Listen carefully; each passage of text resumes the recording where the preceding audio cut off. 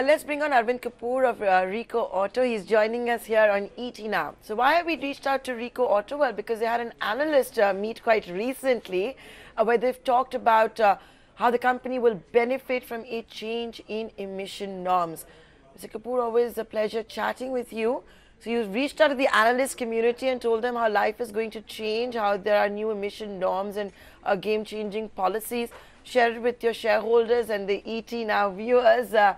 The new policy that comes into effect from April 1st, 2019, braking system is going to be made mandatory for motorcycles. 20. What does that mean for Rico? Okay, I beg your pardon, 2020. Well, the new norms when they come out, yeah. Anyway, there are some norms which will, the safety norms will come in 19 and some will come in 20, the environmental norms. So, for Rico Auto, we have this is an opportunity for us to expand into the components which are required for those vehicles, and we are in it. We are in fact have developed a lot of components, and we will be the samples have been submitted, and we would be getting the orders for those components. Okay, so by when are you expecting the orders, from the likes of Hero Moto and TVS? You will be getting the orders, but how soon could that be, and when will we see that reflection in your balance sheet?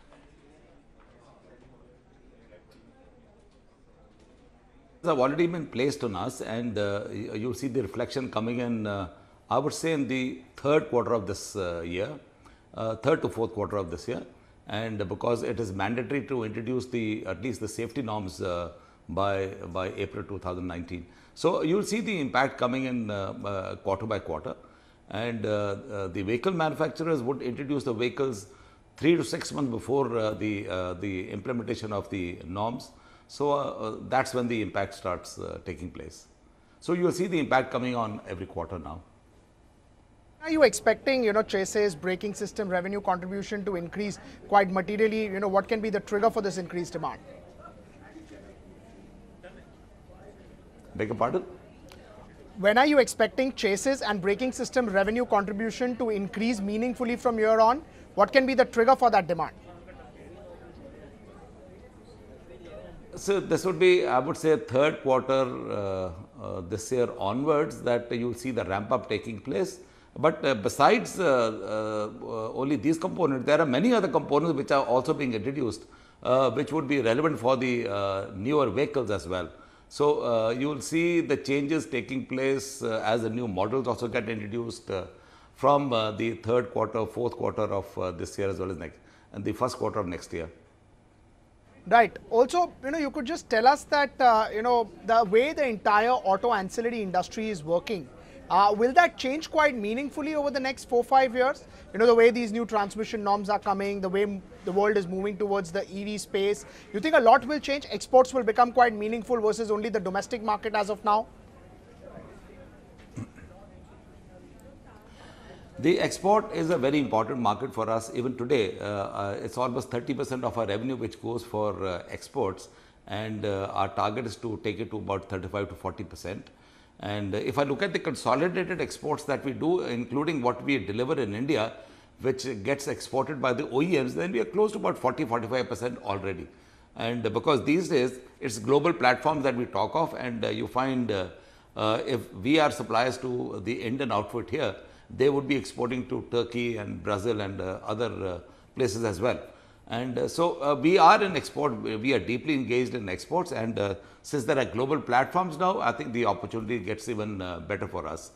And the electric vehicle space, we are already in it. We have orders from some of the major players in the world, Germany, France, and also from some Indian outfits, and who will be exporting it all over. We are there, but we don't think that by 2030 there's going to be a major change. In India, the penetration could be about to the region of about 20% plus minus 5%, but I think it will take a lot longer time than we all estimated earlier. It would be around 2040 or 2045 that you would see some major changes and major penetrations taking place in the EV space. Having said that, demand for the IC engine is also going up. Diesel will come down drastically. The IC engine demand will go up, and by 2030 it will be double of whatever we are producing today.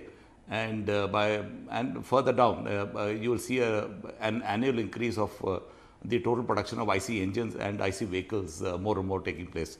And in the electric space, we call it electrification now. There will be some vehicles which will be purely electrical. There would be a lot of vehicles which would be hybrid, which will also have an engine. So we are in that space as well. Right, sir. Thank you so much, sir, for taking out time for us.